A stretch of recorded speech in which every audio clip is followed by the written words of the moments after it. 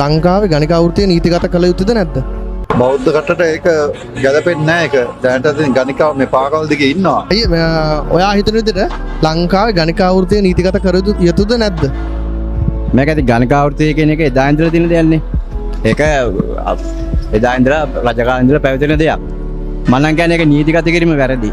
කොහොම වුණත් ඒක ඒ කියන්නේ ගණිකා වෘත්තිය දුන්නත් ඒක මේ කාන්තාවක් නේ.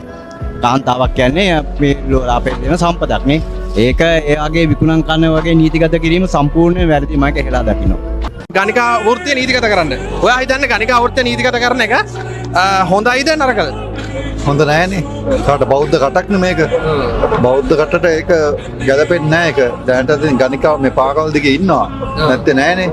ඒවා මේ ඇත්තට දරුවන්ටගේ මේ පෙන්වන්න කරන්න දරුවෝ දැක්ක දරුවෝ ඇහුවොත් එහෙම කියන්න උත්තරයක් නැහැ. ඒ වගේ මේ ඉන්නවනේ මේ ආවට හැමතැනම කුඩ තියාගෙන හිටගෙන ඉන්නවා. ඒවා අයින් කරන්න. ඒ මන වෙනම මොකක් හරි යුරෝප් කන්ට්‍රි වල වගේ මොකක් හරි වෙනම සැලසුමක් කරන් කොහේ හරි දාන්න වෙනම දෙයකට.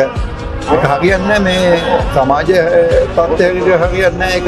ලංකාවේ රටට ගැලපෙන්නේ නැහැ ඒක. වෙන්න ගැලපෙන්නේ නැහැ. ඒක හරියන්නේ නැහැ. මේ රට බෞද්ධයින්ට ගැලපෙන්නේ නැහැ නේ. ඒකනේ වැඩේ සංස්කෘතිය ඔක්කොම තියෙන මේ බෞද්ධ සංස්කෘතියන්නේ තියෙන රට ඇතුලේ. ඒ නිසා ඒ දෙයට මේ දේ ඔපින්නේ නැහැ. ඒකයි වැඩේ සත්‍ය දේ ඒකයි.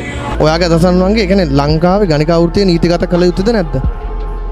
නෑ. ඇයි කියලා කිව්වා?